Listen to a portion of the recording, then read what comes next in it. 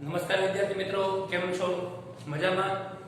અત્યારે આપણે ધોરણ 11 એસએસસી વિષયમાં આગળ નવા ટોપિકની ચર્ચા કરવા જઈ રહ્યા છીએ. તો વિદ્યાર્થી મિત્રો, અત્યાર સુધી આપણે જે સમજ્યા છીએ કે પત્રના જે મુખ્ય ભાગ છે એમાં કયા કયા મુદ્દાનો સમાવેશ કરવામાં આવે છે. ત્યારબાદ આ પત્રના સમાવેશમાં સૌપ્રથમ પહેલો ભાગ, બીજો ભાગની માહિતી આપણે એકદમ સહજ અને સરળતાથી મેળવી છે.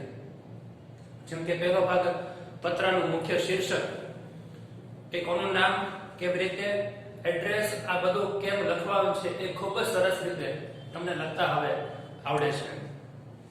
ત્યારબાદ પત્રમાં લખવામાં આવતી તારીખ, જે આપણે ગયા લેક્ચરમાં જ સમજ્યા છીએ, જેને આપણે એકવાર તાજી કરી લઈએ. તો પત્રની તારીખ લખતી વખતે શું ધ્યાનમાં રાખવું પડે છે? આપણે કયા પ્રકારની તારીખ લખીએ છીએ? તો સૌપ્રથમ પહેલું, તારીખ શા માટે લખવામાં આવે છે? તો ભવિષ્યના આધાર પુરાવા તરીકે તારીખ લખવાની જરૂર પડતી હોય છે. આપણે એને એક દસ્તાવેજ તરીકે, આધાર પુરાવા તરીકે આપણે આપી શકીએ છીએ.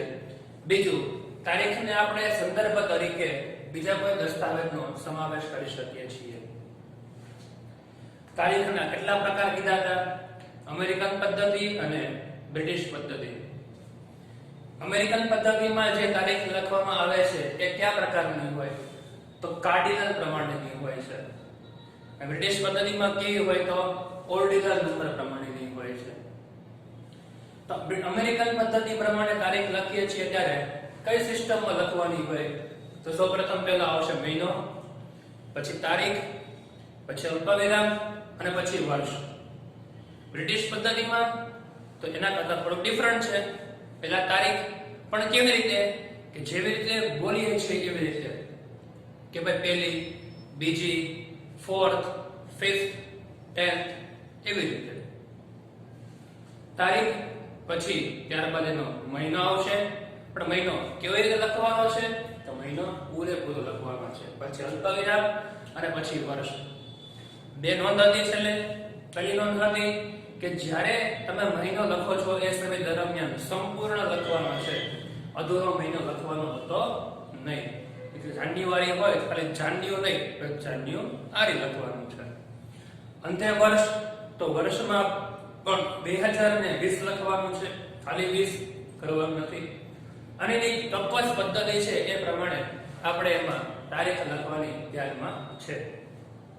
તો હવે આજના ટોપિકમાં સૌથી અગત્યનો ત્રીજા નંબરનો મુદ્દો છે, તો એ છે આંતરિક સરનામું. જે પહેલા નંબરે સરનામું હતું એ કોનું હતું? તો પત્ર લખનારનું હતું. તો હવે આ જે સરનામું છે તે કોનું સરનામું છે? તો પત્ર જે છે એ મેળવનારનું સરનામું છે. તો મેળવનારનું સરનામું કેવી રીતે, કયા પ્રમાણે લખવાનું છે એ આપણે સમજીએ છીએ. તો સ્ટાર્ટ કરીએ છીએ. આ પણ તમને અલગથી 3 માર્કની ટૂંક નોંધમાં પૂછાતું હોય છે. તો સ્ટાર્ટ કરીએ. પત્રના આ ભાગમાં પત્ર મેળવનારનું સરનામું લખવામાં આવે છે. 1 માર્કના પ્રશ્નમાં તમને પૂછી શકાય કે પત્રના આંતરિક ભાગમાં કોનું સરનામું લખવામાં આવે છે? તેમાં આવશે પત્ર મેળવનારનું. આપણે કોઈ વ્યક્તિને પત્ર લખીએ છીએ તો આપણું સરનામું ઉપર આવશે. જે પત્ર મેળવનાર છે એનું સરનામું નીચેની બાજુ લખવામાં આવે છે. આપણે એનું ફોર્મેટ પણ ખબર છે કે આ પત્ર હોય તો ઉપર જે છે આપણું સરનામું લખીએ છીએ, અહીંયા આપણે તારીખ લખીએ છીએ, અને ત્યારબાદ સામેની બાજુ જે છે એ પત્ર મેળવનારનું સરનામું લખવામાં આવતું હોય છે. તો સરનામું લખવાનું છે તો આપણને ખબર છે સરનામું કેવી રીતે લખવાનું હોય. તો સરનામું ચોક્કસથી સર્વસામાન્ય તરફ જવાનો ક્રમ રાખવો પડે છે. જેમ આપણે શીર્ષક વખતે સરનામું લખ્યું હતું કે પ્લોટ નંબર, પછી શેરી નંબર કે વિસ્તાર નંબર, ત્યારબાદ વિસ્તારનું નામ અને શહેરનું નામ. જો કે તાલુકામાં હોય તો જિલ્લો લખવો પડશે.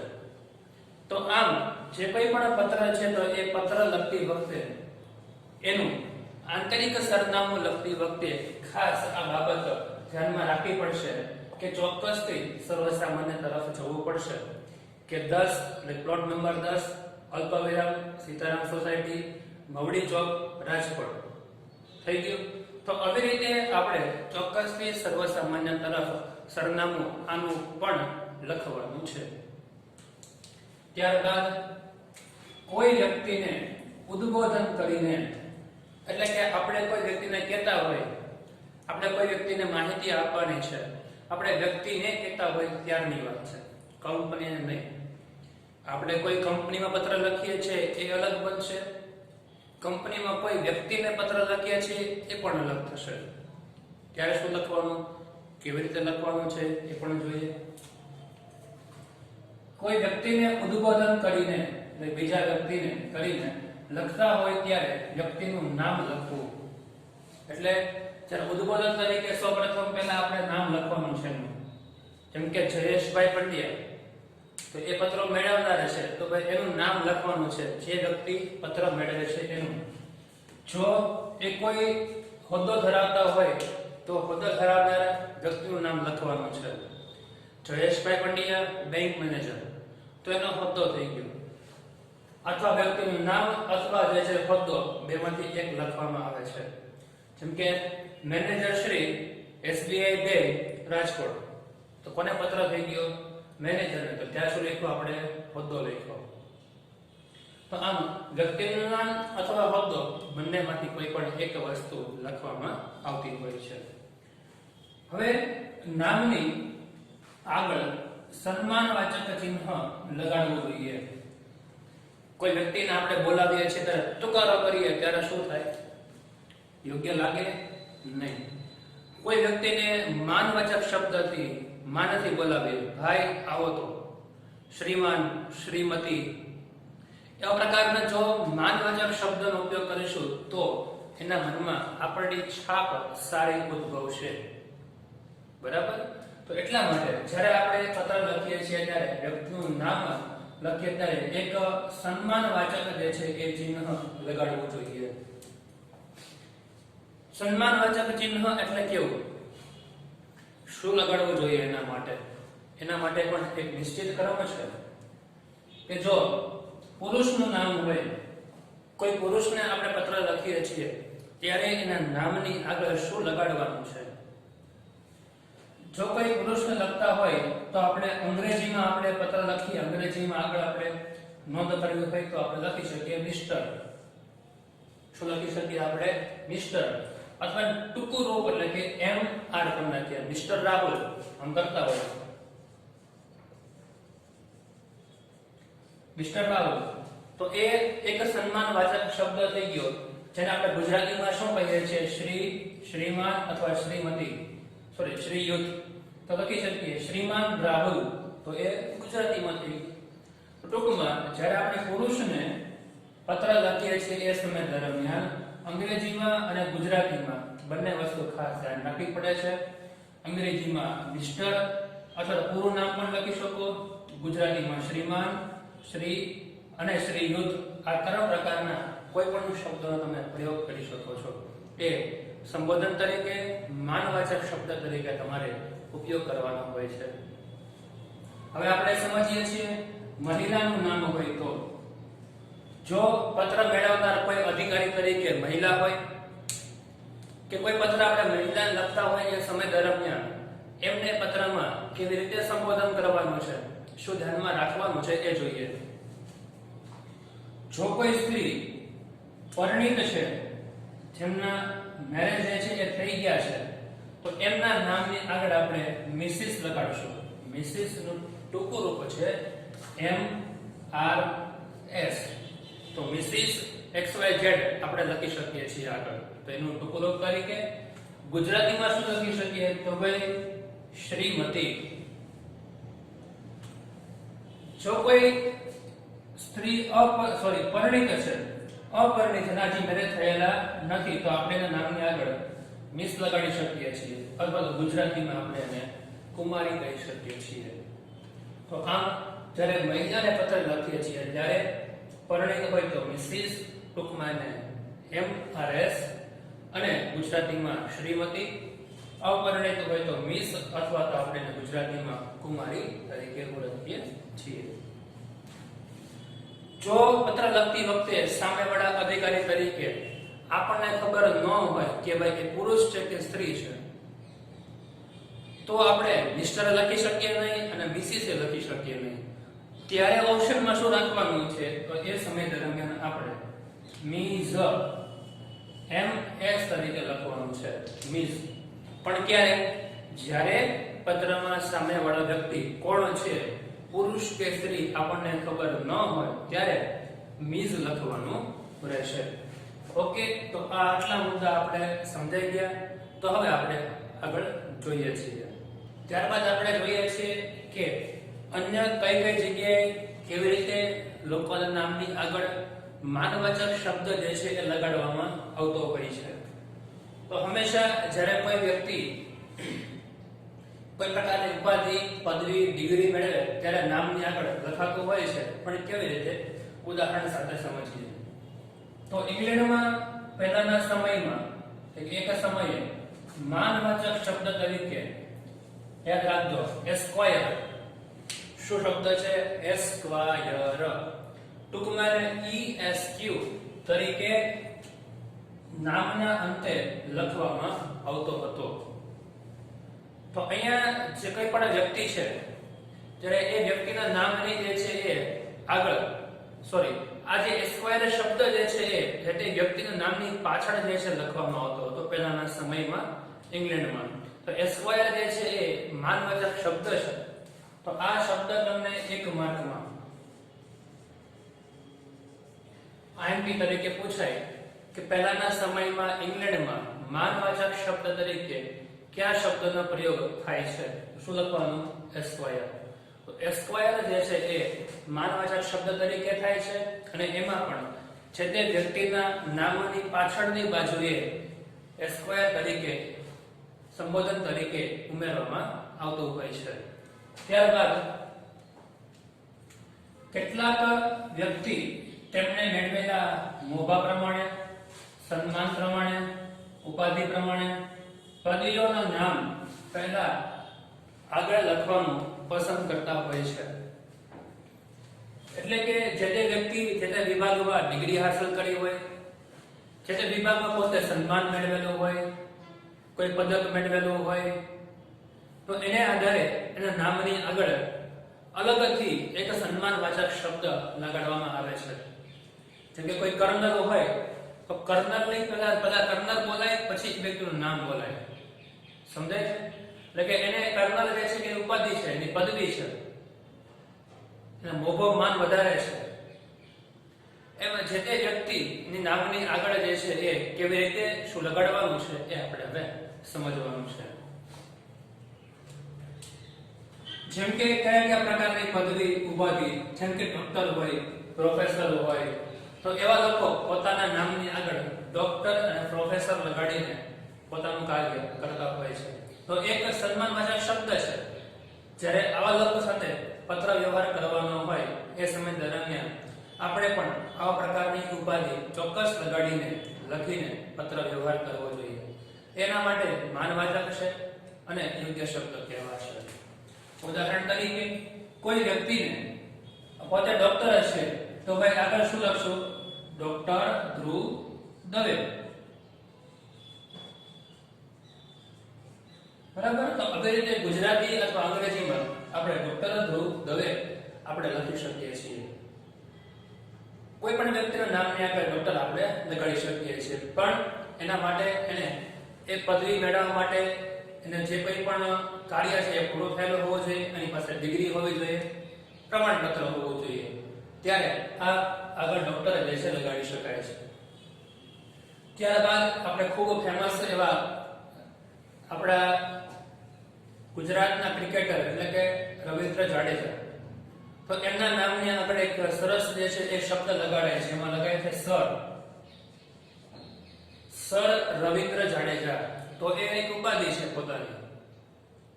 એવી રીતે દરેક વ્યક્તિના નામની આગળ લગાડવામાં આવે છે.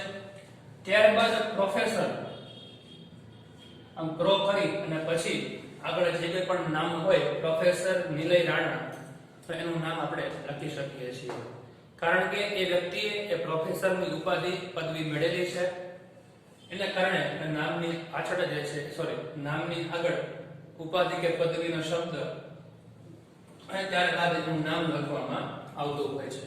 તો આ થઈ ગયું વ્યક્તિના નામની આગળ લખવામાં આવતા માનવાચક શબ્દો.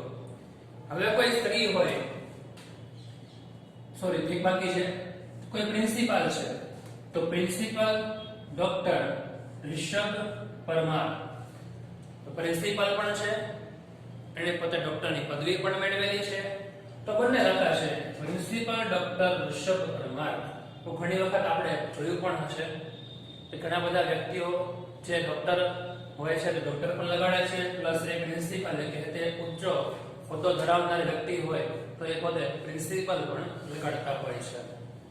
ત્યારબાદ જો કોઈ સ્ત્રીનું નામ હોય તો આપણે ડોક્ટર નંદના ભાર્ગવ.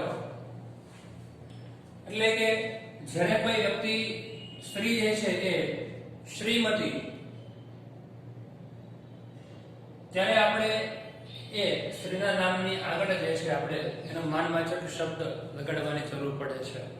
આ પ્રકારના માનવાચક શબ્દ લગાડતી વખતે એ પરિણીત છે કે અપરિણીત છે એ ખાસ ધ્યાન રાખવું પડે છે. ગુજરાતીમાં હોય તો પણ એ શ્રીમતી કે કુમારી શું લખવાનું છે એ પણ ધ્યાન રાખવું પડશે. અને જેમ પુરુષની નામની પાછળ લખવામાં આવે છે ડોક્ટર અને પ્રોફેસર, તેમ સ્ત્રી હોય તો પણ એ નામની પાછળ ડોક્ટર અને સાથે પ્રોફેસર એ પણ લગાડી શકાય છે, એ પણ આપણે યાદ રાખવું જોઈએ. ત્યારબાદ વ્યક્તિના નામો ધરાવતી પેઢી માટે આગળના નામે મેસર્સ નો પ્રયોગ થાય છે. તો ઘણી જગ્યાએ તમે બજારમાં ગયા હોય, વસ્તુની ખરીદી કરવા ગયા હોય, ત્યારે XYZ મેસર્સ એવું લખેલું હોય છે કે મેસર્સ XYZ વ્યક્તિ. તો આ મેસર્સ ક્યારે લગાડવામાં આવે છે એવું તમને એક માર્કમાં મોસ્ટ ટાઈમ પ્રશ્ન પૂછાય છે કે જ્યારે વ્યક્તિના નામો ધરાવતી પેઢી હોય, ધારો કે આપણા નામે પેઢી ચાલતી હોય ત્યારે આપણે મેસર્સ લગાડી શકીએ છીએ. જેમ કે મેસર્સ રાજાણી બ્રધર્સ, તો રાજાણી બ્રધર્સ નામની પેઢી છે તો એ રાજાણી નામ છે એટલે કે એના આગળ આપણે મેસર્સ લગાડી શકીએ છીએ. મેસર્સ રામજી એન્ડ બ્રધર્સ, તો રામજી નામની પેઢી છે અને આગળ આપણે મેસર્સ લગાડી શકીએ છીએ. તો આમ જો કોઈ વ્યક્તિના નામ ધરાવતી પેઢી હોય તો એની આગળ આપણે મેસર્સ નો પ્રયોગ કરી શકીએ છીએ. તો હવે આપણે એનું ઉદાહરણ જોઈએ અને પછી પૂરું કરીએ. ત્યારબાદ આપણે સમજીએ છીએ કે જો કોઈ બીજ વ્યક્તિગત નામ ધરાવતી પેઢી હોય, જેમ આપણે હમણાં સમજ્યા કે જો કોઈ વ્યક્તિના નામે પેઢી હોય તો આપણે આગળ મેસર્સ લગાડીએ છીએ કે મેસર્સ હિન્દુજા બ્રધર્સ કે મેસર્સ રામજી બ્રધર્સ, બરાબર, રાજાણી બ્રધર્સ. એવી રીતે જો કોઈ વ્યક્તિનું નામ ન હોય પરંતુ અલગ નામ હોય તો એ સમય દરમિયાન એ પેઢીના નામની આગળ ધ આલ્ફાબેટિક લગાડવામાં આવે છે, એટલે કે ધ રેડિક્સ કોર્પોરેશન, બરાબર, ધ આલ્ફા રેડીમેડ. તો એ જે વ્યક્તિનું નામ નથી પરંતુ અલગ નામ છે, વસ્તુનું નામ છે, તો એ સમય દરમિયાન આપણે એના નામની આગળ ધ લગાડવામાં આવે છે. આ એક વસ્તુ ખાસ યાદ રાખવી જરૂરી છે. ત્યારબાદ જ્યારે કોઈ લિમિટેડ કંપની, ખાનગી કંપની, બેંક કે જાહેર સાહસના અધિકારીઓને પત્ર લખવામાં આવે ત્યારે વ્યક્તિનું નામ નહીં પરંતુ એનો હોદ્દો લખવામાં આવે છે. એટલે કે જ્યારે આપણે પેઢી સાથે, કંપની સાથે, બેંક સાથે, વીમા કંપની સાથે પત્ર વ્યવહાર કરીએ છીએ એ સમય દરમિયાન લિમિટેડ હોય કે જાહેર સાહસ હોય કે પછી છેલ્લે કીધું આપણને કે અલગ અધિકારીઓ હોય, તો એમની સાથે પત્ર વ્યવહાર કરતી વખતે આપણે એના નામ જોગ ક્યારેય પત્ર વ્યવહાર કરવાનો હોતો નથી, પરંતુ જે તે અધિકારીના હોદ્દાના નામને આધારે આપણે પત્ર વ્યવહાર કરવાનો હોય છે. જેમ કે કમિશનરને પત્ર લખવાનો હોય તો કમિશનરનું નામ લખવાનું ન હોય પરંતુ શું હોય, કમિશનર સાહેબ શ્રી કે શ્રી કમિશનર સાહેબ. તો એવી રીતે નીચે રાજકોટ અને પછી સમથિંગ એડ્રેસ લખતા હોઈએ. તો એમ જે તે વ્યક્તિના નામની આગળ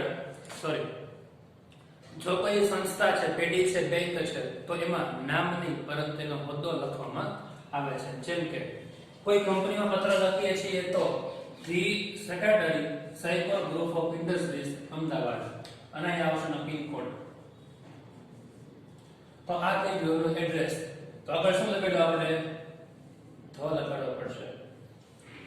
પછી the secretary cycle group of industries Ahmedabad તો પણ અહીંયા રાખવાનું છે.